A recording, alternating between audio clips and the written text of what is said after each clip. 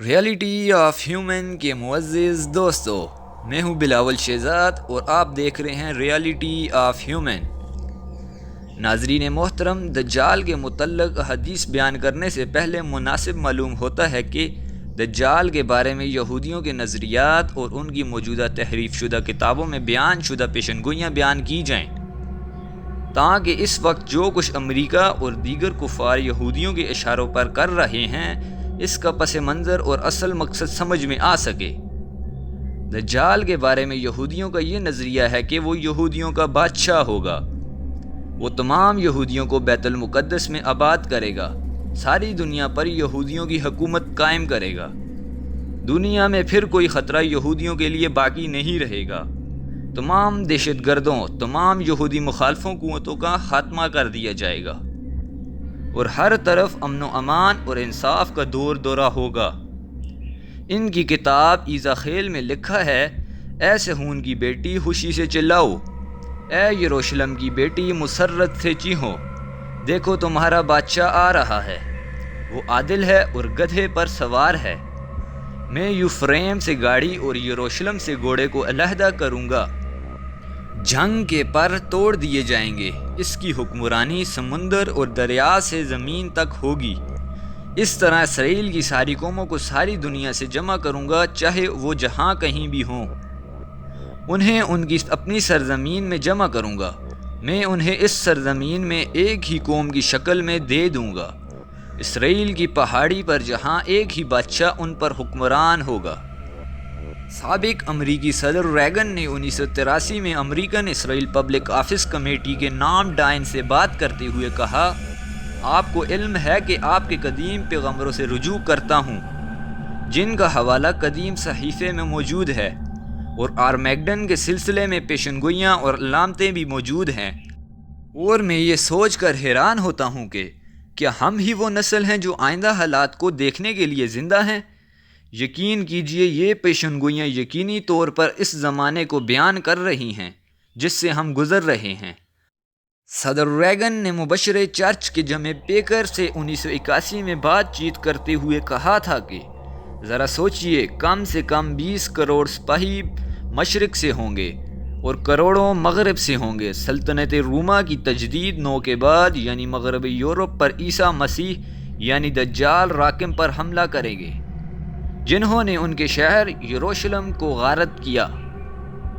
اس کے بعد وہ ان فوجوں پر حملہ کریں گے جو میگڈون یا آرمیگڈون کی وادی میں اکٹھی ہوں گی۔ اس میں کوئی شک نہیں کہ یروشلم تک اتنا خون بہے گا کہ وہ گھوڑوں کی باغ کے برابر ہوگا۔ یہ ساری وادی جنگ سامان اور جانوروں اور انسانوں کے زندہ جسموں اور خون سے بھر جائیں گی۔ پال فنلے کہتے ہیں، ایسی بات سمجھ میں نہیں آتی کہ انسان دوسرے انسان کے ساتھ ایسے غیر انسانی عمل کا تصور بھی نہیں کر سکتا، لیکن اس دن خدا انسانی فطرت کو یہ اجازت دے دے گا کہ اپنی آپ کو پوری طرح ظاہر کر دے۔ دنیا کے سارے شہر، London, Paris, Tokyo, New York, Chicago سب صفحہ ہستی سے مٹ جائیں گے۔ تقدیر عالم کے بارے میں مسیح دجال کا اعلان ایک عالمگیر پریس کانفرنس سے نشر ہوگا، جس کا سیٹلائٹ کے ذریعے ٹی وی پر دکھایا جائے گا۔ مقدس سرزمین پر یہودیوں کی واپسی میں اس طرح دیکھتا ہوں کہ یہ مسیح دجال کے دور کی آمد کی نشانی ہے، جس میں پوری انسانیت ایک مثالی معاشرہ کے فیض سے لطف اندوز ہوگی۔ فورسنگ گاڈ ہینڈ کی مصنفہ گریس ہال سیل کہتی ہیں کہ ہمارے گاڈ نے ٹام سٹون اور مسجد الاقصی کی جانب اشارہ کرتے ہوئے کہا کہ ہم اپنا تیسرا ہیکل وہاں بنائیں گے، اس کی تعمیر کا ہمارا منصوبہ تیار ہے، تعمیراتی سامان تک آ گیا ہے، اسے ایک خفیہ جگہ پر رکھا گیا ہے، بہت سی دکانیں بھی جس میں اسرائیلی کام کر رہے ہیں وہ ہیکل کے لیے نادر اشیاء تیار کر رہے ہیں، ایک اسرائیلی خالص ریشم کا تار بن رہا ہے جس سے علماء یہود کے لباس تیار کیے جائیں گے، ممکن ہے یہ وہی تیجان یا سیجان والی چادریں ہیں جن کا ذکر حدیث میں آیا ہے۔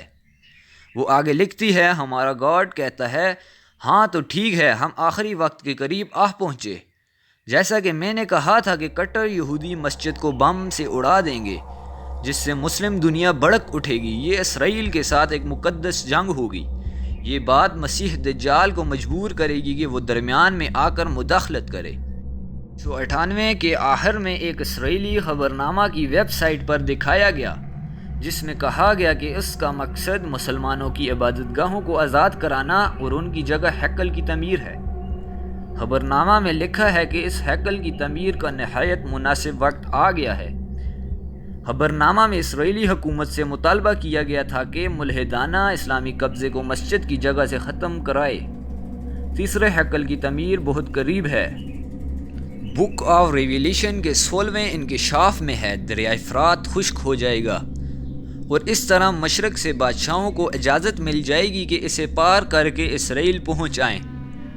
امریکی صدر نیکسن نے اپنی کتاب وکٹری وداؤٹ وار میں لکھا ہے کہ 1999 تک امریکی پوری دنیا کے حکمران ہوں گے اور یہ فتح انہیں بلا جنگ حاصل ہوگی اور پھر امور مملکت مسیح دجال سنبھال لیں گے۔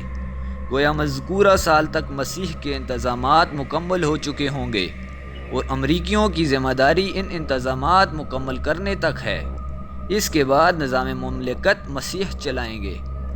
لاکھوں فنڈامنٹلسٹ یعنی کہ بنیاد پرست عیسائیوں کا عقیدہ یہ ہے کہ خدا اور ابلیس کے درمیان آخری معرکہ ان کی زندگی میں ہی شروع ہوگا، اور اگرچہ ان میں سے بیشتر کو امید ہے کہ انہیں جنگ کے آغاز سے پہلے ہی اٹھا کر بہشت میں پہنچا دیا جائے گا، پھر بھی وہ اس امکان سے خوش نہیں کہ عیسائی ہوتے ہوئے وہ ایک ایسی حکومت کے ہاتھوں غیر مسلح کر دیے جائیں گے جو دشمنوں کے ہاتھوں میں بھی جا سکتی ہے۔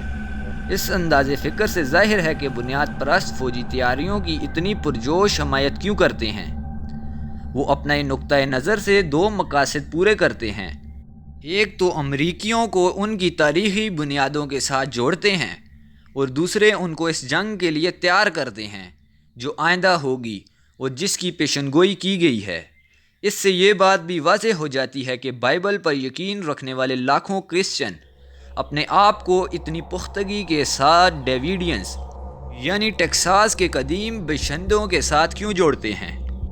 دی end of time faith and fear with shadow of millennium کے مصنف لکھتے ہیں، عرب دنیا ایک عیسیٰ دشمن دنیا ہے۔ از دس دی لاسٹ سینچری؟ میں کسی نجات و ہند کے لیے عیسائی بھی منتظر ہوں اور یہودی اس معاملے میں سب سے زیادہ بے چین ہیں۔ قیام اسرائیل 1948 اور بیت المقدس پر قبضے 1967 سے پہلے وہ یہ دعا کرتے تھے کہ اے خدا یہ سال یروشلم میں، جبکہ اب وہ دعا کرتے ہیں کہ اے خدا ہمارا مسیحا جلد آ جائے۔ غرض جو پیشن گوئیاں عیسیٰ بن مریم علیہ السلام کے حوالے سے وارد ہوئی ہیں، یہودی ان کو دجال کے لیے ثابت کرنا چاہتے ہیں۔ وہ اس سلسلے میں عیسائیوں کو بھی دھوکہ دے رہے ہیں کہ ہم مسیح کا انتظار کر رہے ہیں اور مسلمان اینٹی کرسٹ یعنی مسیح مخالف ہیں، حالانکہ حقیقت اس کے برعکس ہے۔ مسلمان اور عیسائی حضرت عیسیٰ بن مریم علیہ السلام کے منتظر ہیں، جبکہ یہودی جس کا انتظار کر رہے ہیں وہ دجال ہے جس کو سیدنا عیسیٰ علیہ السلام قتل کریں گے۔ اس لیے عیسائی برادری کو موجودہ صورتحال میں مسلمانوں کا ساتھ دینا چاہیے، نہ کہ یہودیوں کا، کیونکہ یہودی ان کے پرانے دشمن ہیں۔ فتنہ دجال احادیث کی روشنی میں فتنہ دجال کی ہولناک اندازہ اس بات سے لگایا جا سکتا ہے کہ خود نبی اکرم صلی اللہ علیہ وآلہ وسلم اس فتنے سے پناہ مانگتے تھے۔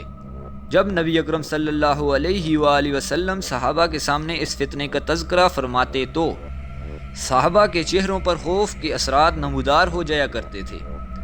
فتنہ دجال میں وہ کون سی چیز تھی جس نے صحابہ کو ڈرا دیا؟ خوفناک جنگ یا موت کا خوف؟ ان چیزوں سے صحابہ کبھی ڈرنے والے نہ تھے۔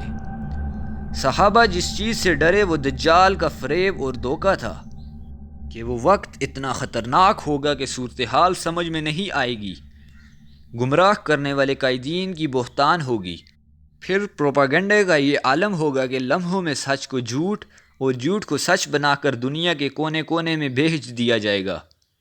انسانیت کے دشمنوں کو نجات و ہند اور نجات و ہند کو دہشت گرد ثابت کیا جائے گا۔ یہی وجہ تھی کہ آپ صلی اللہ علیہ وآلہ وسلم نے اس فتنہ دجال کو کھول کر بیان فرمایا، اس کا حلیہ ناک نقشہ اور ظاہری ہونے کا مقام تک بیان فرمایا۔ لیکن کیا کیا جائے امت کی اس غفلت کو کہ عوام تو عوام، خواص نے بھی اس فتنے کا تذکرہ بالکل ہی چھوڑ دیا ہے، حالانکہ نبی اکرم صلی اللہ علیہ وآلہ وسلم نے بار بار یہ کہہ کر بیان فرمایا کہ بار بار تم سے اس لیے بیان کرتا ہوں کہ تم اس کو بھول نہ جاؤ۔ دجال سے پہلے دنیا کی حالت۔